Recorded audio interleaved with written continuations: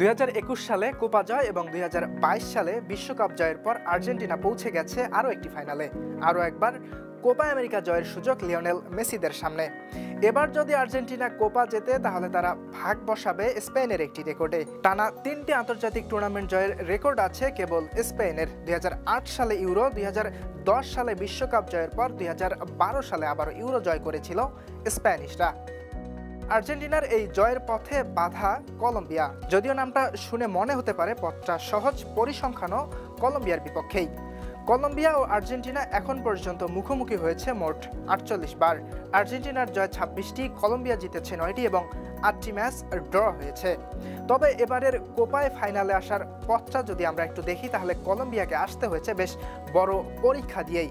Group পর্বে তারা ব্রাজিলের সাথে ড্র করে চ্যাম্পিয়ন হয়ে আসে কোয়ার্টার ফাইনালে। এরপর কোয়ার্টার ফাইনালে পানামাকে উড়িয়ে সেমিফাইনালে হারায় উরুগুয়েকে, যেই উরুগুয়ে ব্রাজিলকে বিদায় করে এসেছিল সেমিফাইনালে। অন্যদিকে আর্জেন্টিনা তুলনামূলক সহজ গ্রুপেই ছিল। কোয়ার্টার ফাইনালে ইকুয়েডর বেশ বিপদেই ফেলেছিল বিশ্ব চ্যাম্পিয়নদের। এমিলিয়ানো মার্টিনেজের বিরুদ্ধে সেই বিপদ থেকে অবশ্য উদ্ধারও হয়েছিল আর্জেন্টিনা। এরপর সেমিফাইনালে কানাডাকে হারিয়ে আর্জেন্টিনা আবারও এসেছে ফাইনালে। আর্জেন্টিনার জন্য আতঙ্কের নাম হতে পারে আরেক আর্জেন্টাইন নেস্তর লরেন্সো।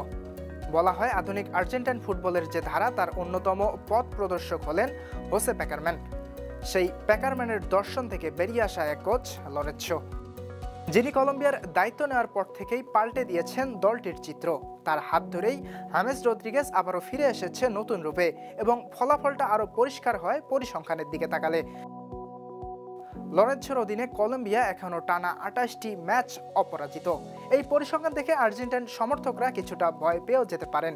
তবে আতঙ্কিত হবার কারণ নেই, কারণ কলম্বিয়া সবশেষ যে ম্যাচ হেরেছিল সেটি আর্জেন্টিনার বিপক্ষেই ছিল 2022 সালের বিশ্বকাপ বাছাইয়ে।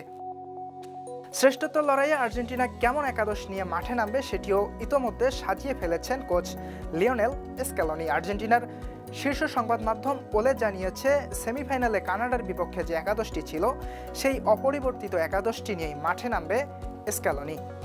গোলরক্ষকের জায়গায় যথারীতি দেখা যাবে এমিলিয়ানো মার্টিনেজকে। রক্ষণভাগ সামলাবেন Gonzalo Montiel, Cristian Romero, Lisandro Martinez এবং নিকোলাস তালিয়াফিকো। যদিও মন্তিয়ালকে পাওয়া নিয়ে কিছুটা শঙ্কা আছে। সবশেষ সেমিফাইনালে মন্তিয়াল কিছুটা চোটে পড়েছিলেন এবং গতকাল যে অনুশীলন সেই অনুশীলনেও তাকে দেখা যায়নি, যার কারণে তিনি ফাইনালে খেলবেন কিনা সেটি নিয়ে যদিও কিছুটা শঙ্কা আছে। এবং মাঝমাঠে যথারীতি আমরা দেখতে পারবো রদ্রিগো দি পলকে, এনজো ফার্নান্দেজ এবং অ্যালেক্সিস ম্যাক অ্যালিস্টারকে। আক্রমণ ভাগে অ্যানহেল ডি মারিয়া এবং লিওনেল মেসির সাথে হুলিয়ান আলভারেজ। 2021 কোপা আমেরিকার ফাইনালের আগে লিওনেল মেসি এবং ডি মারিয়া যতটা চাপে ছিল, এবার ফাইনালের আগে অন্তত সে ধরনের কোনো চাপ না থাকারই কথা। তারা ইতোমধ্যে জিতে গেছে দক্ষিণ আমেরিকার শ্রেষ্ঠত্বের লড়াইটি, কাজে এখানে নতুন করে পাওয়ার আর কিছুই নেই, এমনকি জয় করেছে বিশ্বকাপও। তাই মেসি ডি মারিয়া নিশ্চয়ই আগামীকাল বাংলাদেশ সময় ভোর 6টায় অনেকটা নির্ভর হয়েই মাঠে নামবে কোপা আমেরিকার ফাইনালে। এই ম্যাচের ফলাফল কেমন হতে পারে সেটি জানাতে পারেন আমাদেরকে আমাদের কমেন্ট বক্সে।